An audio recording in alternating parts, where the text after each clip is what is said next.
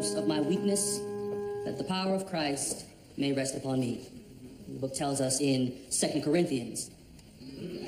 Do we hide our hurt from the Lord? No. For how can we hide our true selves and hope to find redemption and reparation? Amen. Who among us has not been hurt? Who has not been mistreated? But in our darkest hours, we discover strength in Jesus. Amen. Our guest today reminds us of a past in which we were mistreated. And though we may wish to forget that past, we're reminded to boast. Boast that in our hardships we found strength in our Lord. Boast that in times of need we found friends. Like our friend, Mr. Frank Parker.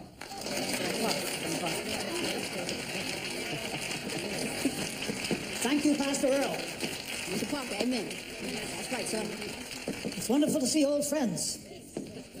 And younger faces. Will you be staying for the tea afterwards, Miss Jane? Certainly. I do enjoy tea. Is that so? But how do you feel about sandwiches? A wonderful sermon. Indeed, few things could make a man feel weak and small, like the fight for abolition. Ain't he a sight for sore eyes? Some of you remember. We don't have enough time left on this earth for chaste manners. And when speaking was no longer enough, I took action. That's right, amen. I smuggled fugitive slaves. Amen. Yes, I broke the law. A law that went against my feelings and my sympathies. A law without humanity. Now, some of you may wish to call me a hero. No. I'm simply a man. I'm simply a man that did what he knew was the right thing. Amen. He does no more than should be expected by anyone. Amen. That's right. Amen. Hallelujah.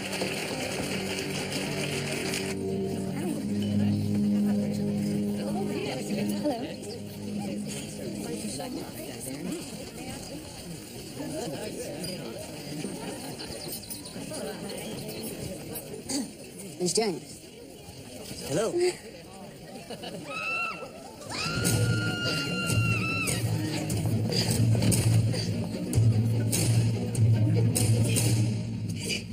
Really? He's dead.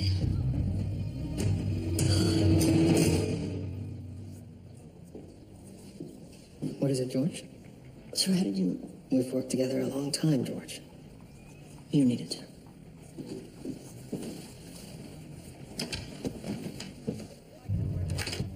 Miss James, what happened? Murder.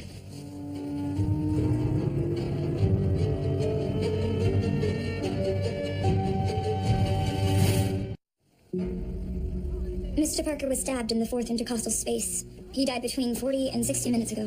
Very precise, Miss James. Did you determine that using lividity? No, I saw him speak about an hour ago. Well, you've handled your first crime scene exceptionally well. My hands are still shaking. This church has always been such a peaceful place, and Mr. Parker seemed like such a lovely man. George? Sir? We found blood on this door handle. We'll need to check it for finger marks. Sir, will do. Did anyone see who may have come in here? Sir, there were several comings and goings once the service concluded. Nobody particularly remembers Mr. Parker coming back inside. But, sir, there was one interesting thing. Apparently, among the congregation was a woman wearing a veil that completely obscured her face. A widow? Well, except that nobody could attest her identity, sir. Apparently, she slipped in late, spoke to nobody, and afterwards just vanished, as if into thin air. I can guarantee you she went out the door, George. Well, sir, either way, I suggest we keep an eye out for a mysterious veiled lady. What do you make of that? It looks like ivory. Certainly does.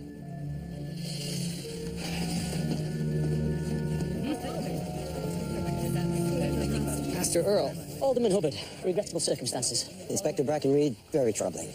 I understand the victim was something of a hero. Indeed he was.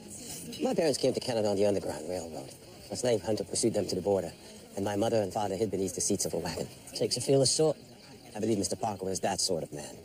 I came here today to pay my respects for all those that he had helped to freedom. This is not your church.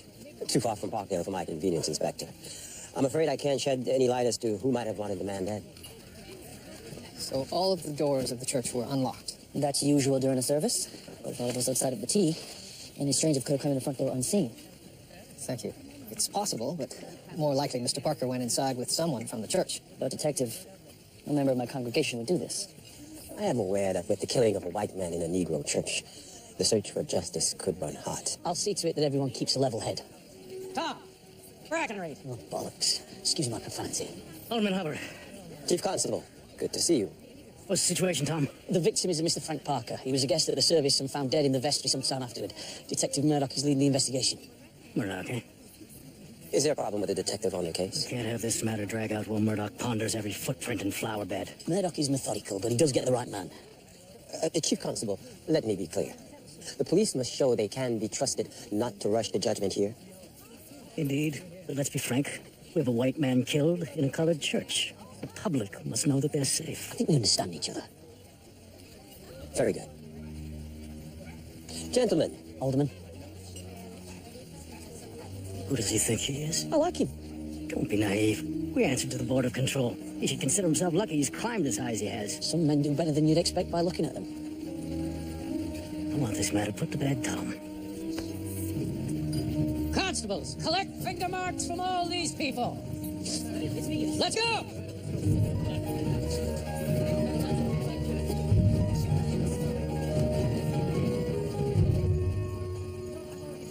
Come to church on a Sunday, get mixed up with the police. I can't believe it either. Poor Mr. Parker. You didn't happen to see anything, did you, Nate? What makes you ask that? I gathered a plate of sandwiches for you. You did? But when I was looking for you in the garden, I didn't see you. That would have been right around the time when Mr. Parker was... Working with the constabulary? You fancy yourself a copper now, do you? You don't like the question? I'm only teasing, Rebecca. If you had pigtails, I'd be pulling them right now. You wouldn't be much of a detective if you didn't know why. I suppose that's when Grandma sent me over home to fetch the cakes. I'm afraid I'm not much help with this sleuthing, but maybe I can make it up to you tonight by taking you to a restaurant. A restaurant? You really must be sweet on me.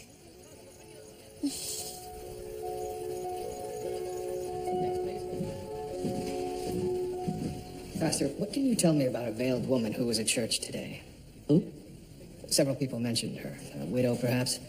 She left before the constabulary got here. You know her? I couldn't say who she is. I believe she left before the service ended today. Well, this is a small church, Pastor. Surely you know all of your congregants. I do my best. I suppose this particular lady didn't want to be known.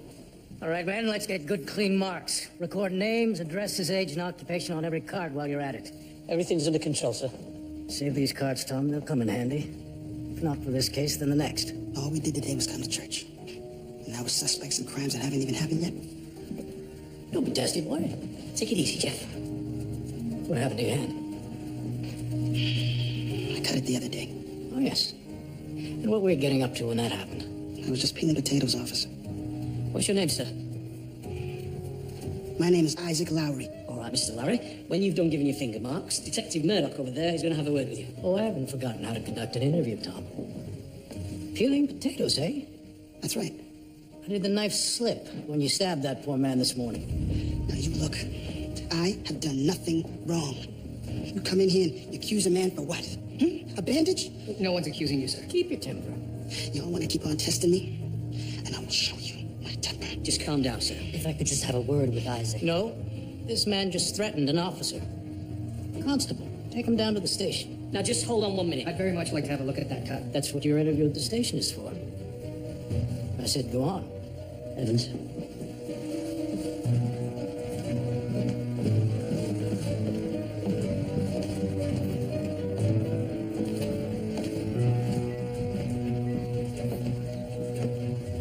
I know Isaac Lowry very well. He's a good man. That said, he does have a cut on his hand. I'm sure there's an innocent explanation. Well, you'll have to trust me to be the judge of that. Can I also trust you not to arrest the first colored man you suspect?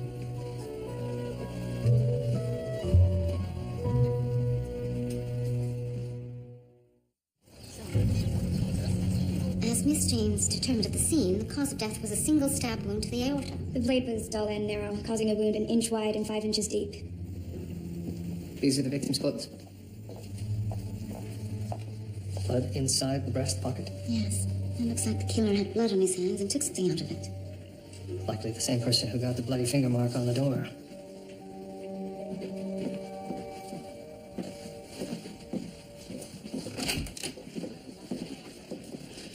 You kept me waiting hours in here for no reason. I apologize for the delay. This is Dr. Julia Ogden. Ma'am? I have fresh bandage. May I?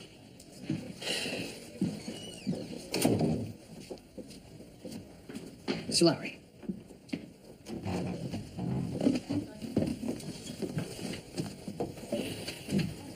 Mr. Lowry, why do you think someone would want Frank Parker dead?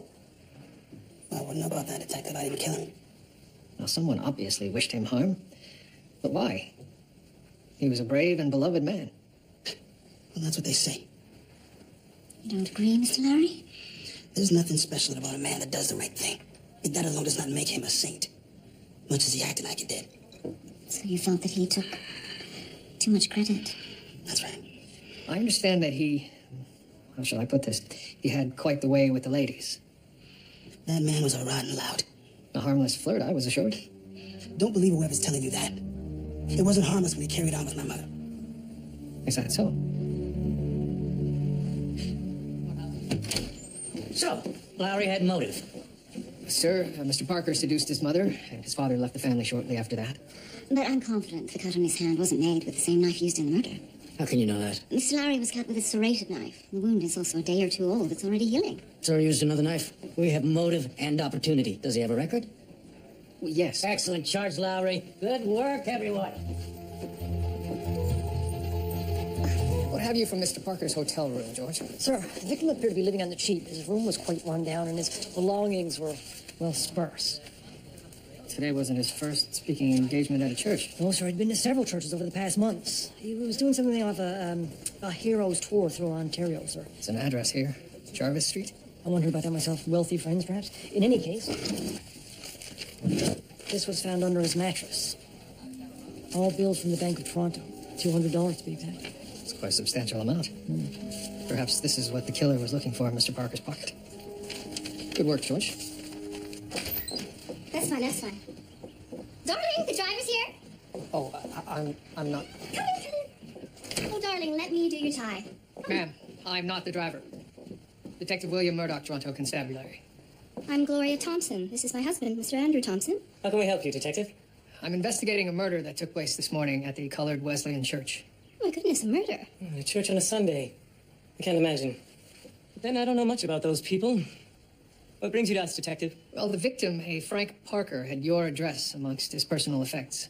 What's your relationship to him? Frank Parker? I don't believe we knew him. Did you, darling? Not at all, I'm sure. I don't know if you're aware, Detective, but I'm standing for Parliament. He could have been one of my constituents planning on writing a letter of appeal or some such. Silly, why do you insist on doing this yourself? Let me. Away, woman.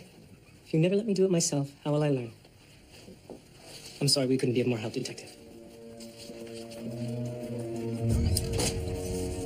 Pardon me, sir. I wonder if you could help me. Have you seen anybody come on? I spoke with the Thompson's gardener. He said he saw a man matching Parker's description call on the home, but there was no answer, so he went away again. How did a posh couple get mixed up in this? Well, sir, they might not be. Well, if they're not, we have nothing. What about Lowry? His finger mark doesn't match the mark on the church door. Sir, I'm not comfortable making that arrest. Neither am I. Let the man go. I'll handle the chief constable. Mr. Lowry is no longer a suspect. Pastor Earl, you may wish to protect your parishioners, but you benefit no one by keeping information from me. What do you mean? Mr. Lowry told me that he and two of the others came to you in advance of Mr. Parker's visit, and that they asked you not to welcome him into this church. As is their right. In a murder investigation, that makes 3 people with possible motive. Oh, I don't believe so. Yes, Mr. Lowry and 2 other elderly parishioners did come to me. One lady told me that years ago Mr. Parker promised her marriage, but left her when she found herself with child. The other said that her affair with him ended badly. The ladies decided to stay away from the service today. They may have felt compelled to confront him. They're on in years now. Surely not capable of sneaking into the church and overcoming Mr. Parker. And could one of them have been this woman with the veil? Dr. Ogden's on a campaign to harden my weak stomach. She brought me to LaRue's for lunch, and she insisted that I try the escargot. You ate snails? They're quite fine, as it turns out. Is that so? Will you be ordering them tonight? Well, no. But I will try something entirely new if you will. I can't resist the challenge, Miss James. Then you're in trouble, aren't you?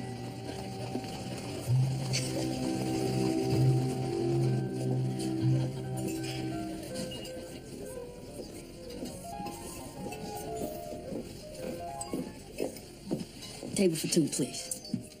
I'm sorry, we have nothing available. We don't mind waiting.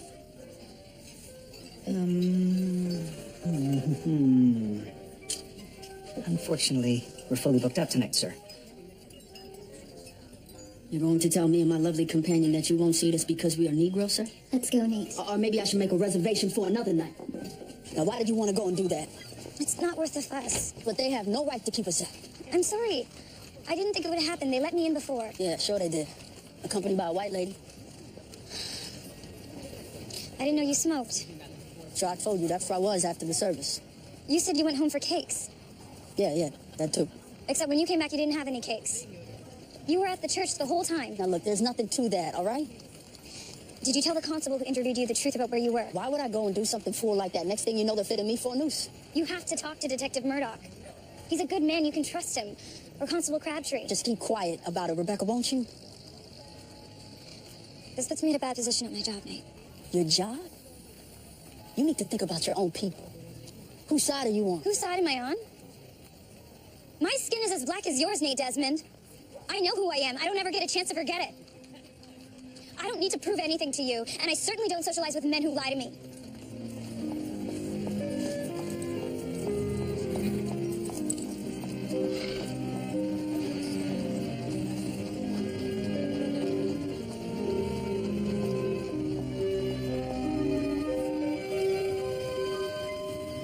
You should have told me right away that he wasn't present at the time of the murder.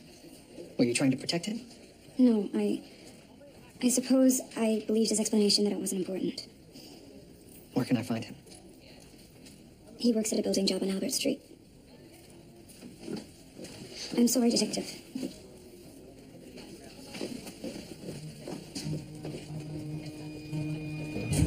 Check it out.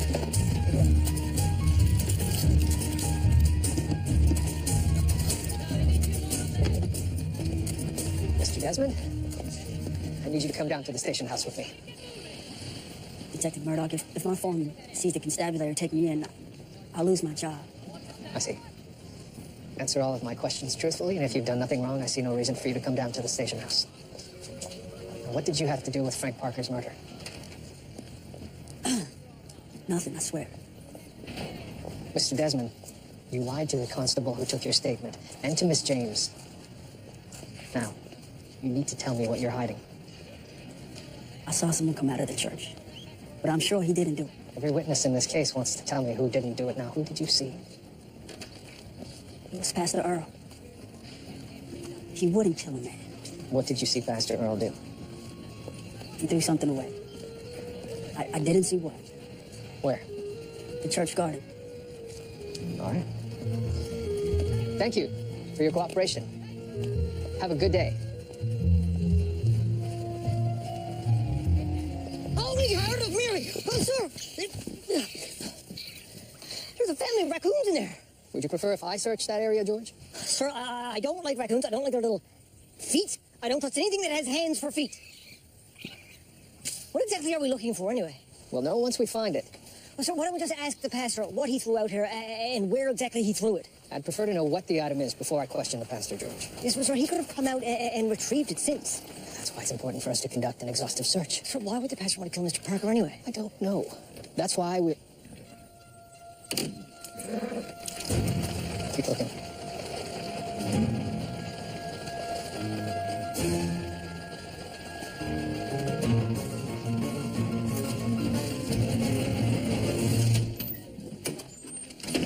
Prosecutor Gordon tells me you never charged Lowry.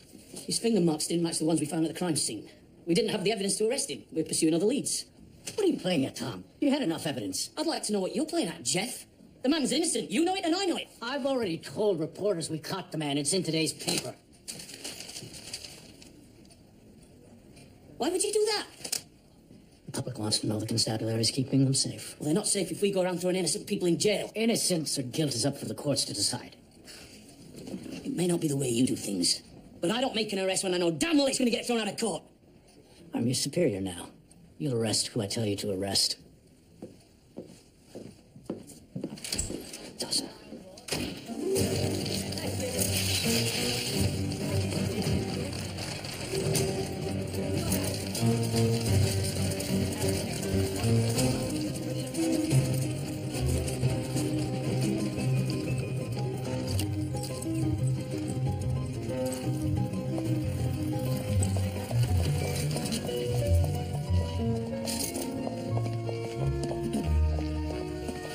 Pardon me.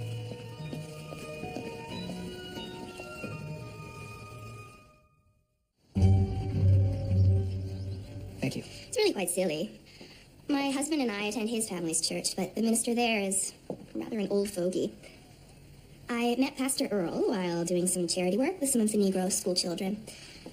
He's easy to talk to, and I found him a more effective spiritual advisor. Are you a religious man yourself, Detective? I am. Then you know that the value of church-going can vary along with the man in the pulpit. But, you know, it would be quite the scandal among my husband's political supporters if they ever found out, so when I go to hear Pastor Earl's sermons, I don't want to be seen. Mrs. Thompson, how do you explain your visit to the church this afternoon? After you told us about the terrible murder at the church, I wanted to offer a donation for the man's funeral.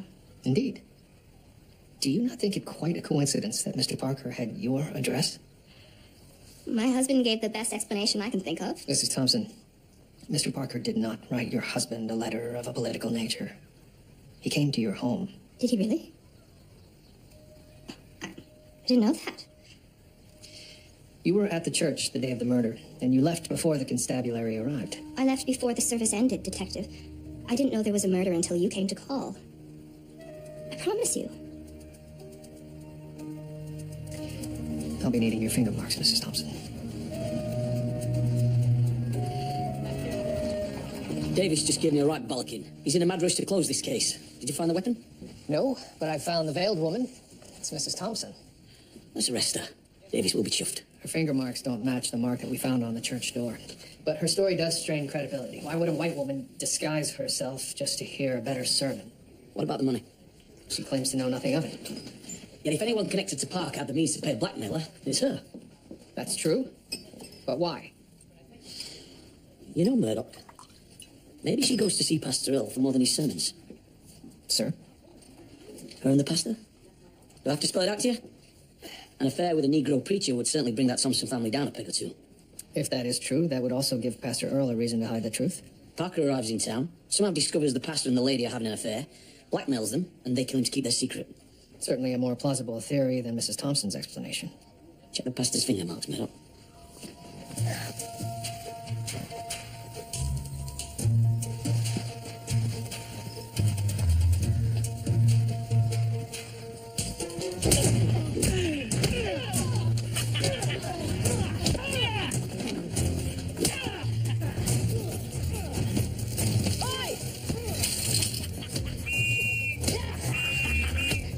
Get back against the wall! Get back! Lowry's being seen to at the hospital. Is it bad? He was being quite severely, sir, but I'm told he'll likely recover. What's all this about him? That darky killed a white man. Can't have a man like that walking around free. It's you two scumbags that want to be in jail, and that's exactly where you're going. Captain Worsley. Pleasure. Sir, I checked the finger marks, and you were right. The marks on the door do belong to Pastor Earl. Sirs? I found what he threw away.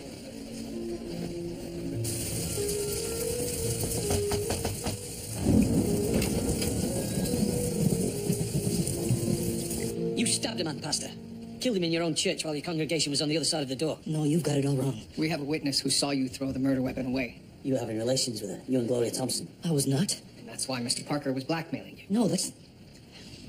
You must understand. Frank Parker was my father. Your father? He left us when we were small. I haven't seen him since. He heard I was a pastor and came looking for me. That's why he'd been visiting Wesleyan churches in the area. I thought he wanted to make amends for the past. I was wrong. Then why was he here? He was in need. He wanted money. Gloria. Solomon, I came to see if you were all right. Are you?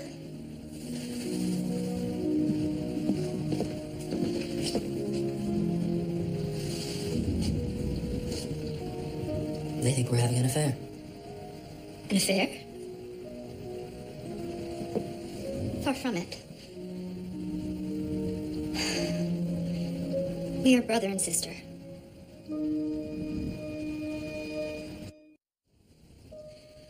So you and Pastor Earl are brother and sister, and Frank Parker was your father.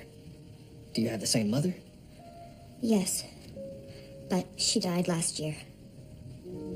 She lived in Cincinnati. I didn't go home for the funeral.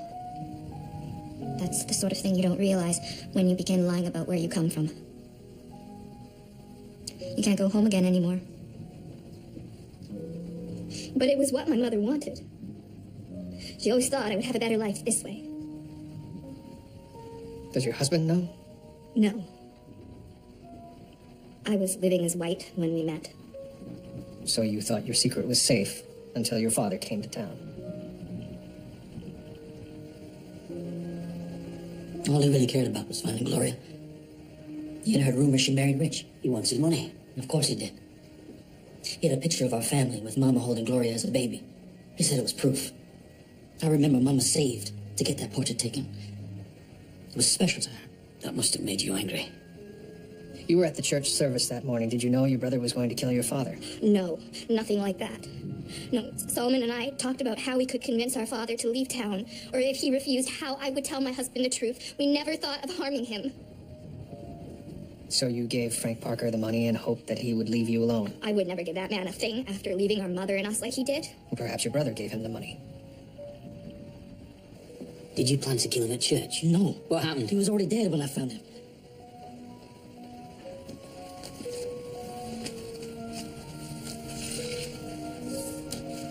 I took this out of his pocket, and I got rid of the knife.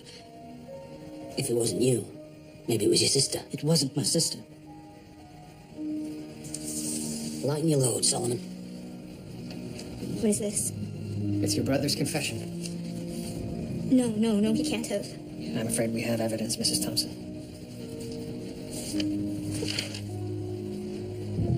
He must have done it for me.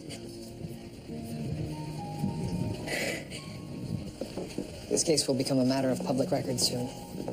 You're saying I have no choice now but to tell my husband? That's up to you.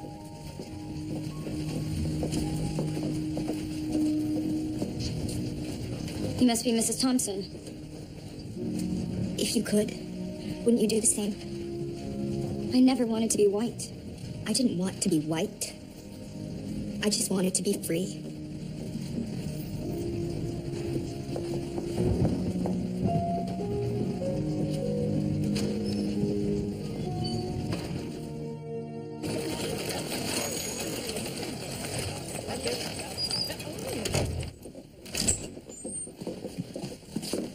Do you see this?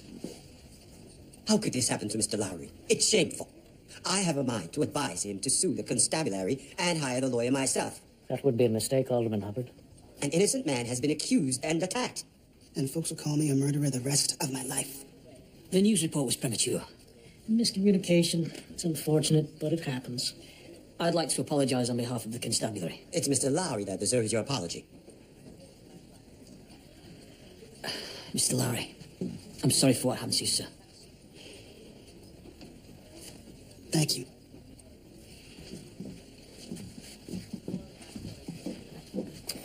Oh, fine. Let that be an end to your threats, Alderman. Chief Constable Davis, I know my race is despised, but I've always believed that given a fair chance, that will change. Was Mr. Lowry given a fair opportunity at your hands? He was belligerent to police. You gave him reason to be the moment you laid your eyes on him. Do you demand that he be a better man than you simply to earn fair treatment? Maybe the chief constable was instructed to make a quick arrest. Is that so, Chief Constable? Nothing of the kind. I know that look. I still have no idea where this piece of ivory came from. Must have broken off of something. A small thing. It could have been dropped there any time before the murder. True. Sir, did you get the impression at any point during your interview with the pastor that he could be lying? To protect his sister. His handwriting on his statement doesn't match the handwriting on this envelope of money that was found in Mr. Parker's room. And it doesn't even mention the blow to Mr. Parker's head. You think she did it? Well, if she did, she's a very good liar. She's been living a life of years.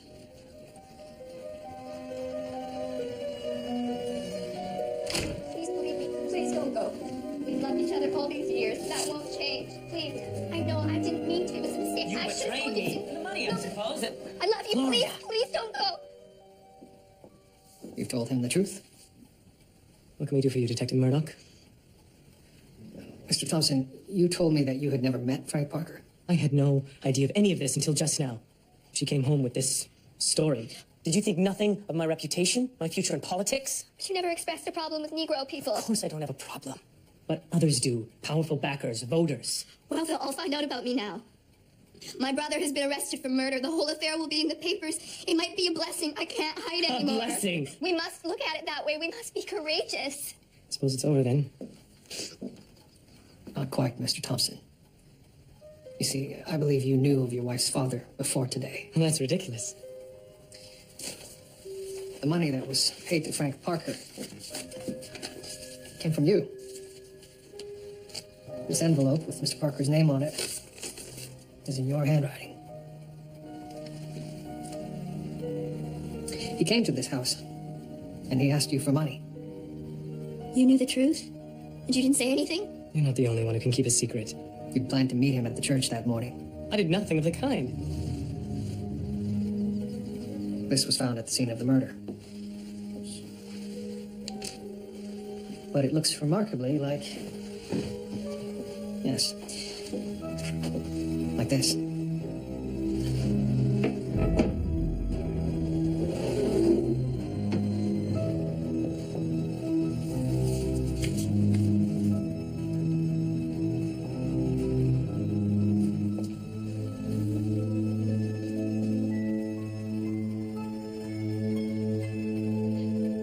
You killed my father.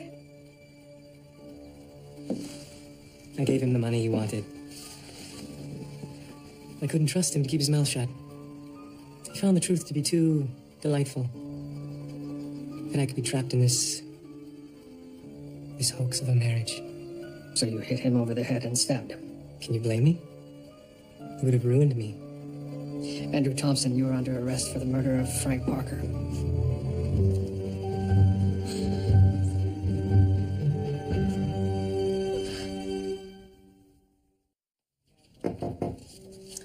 Oh, Miss James, please come in. Have a seat.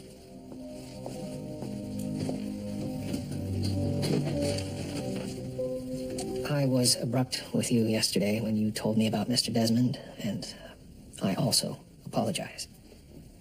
I understand why you did it. But I trust that it won't happen again. No, indeed. Good. Good. Dr. Ogden has told me that you were a Catholic. Yes. Catholics face some measure of prejudice and ill will. Quite unfairly, I imagine. One difference, I suppose, is that people can't tell that I'm a Catholic just by looking at me. What do you do when you encounter such treatment, Detective?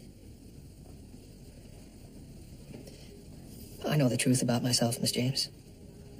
And I know that no matter what someone might say or think about me, I must be the strongest and the best version of myself that I can possibly be.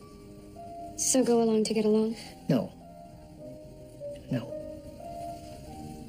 Simply be better than anyone who might hate you.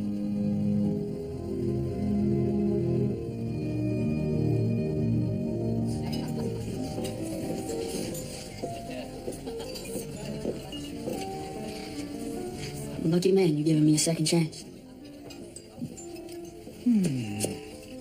We have no tables. Look, right there. Table for two. We are not going away, sir.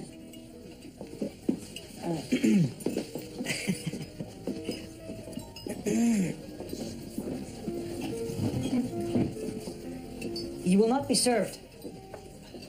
Then we'll be sitting here all night.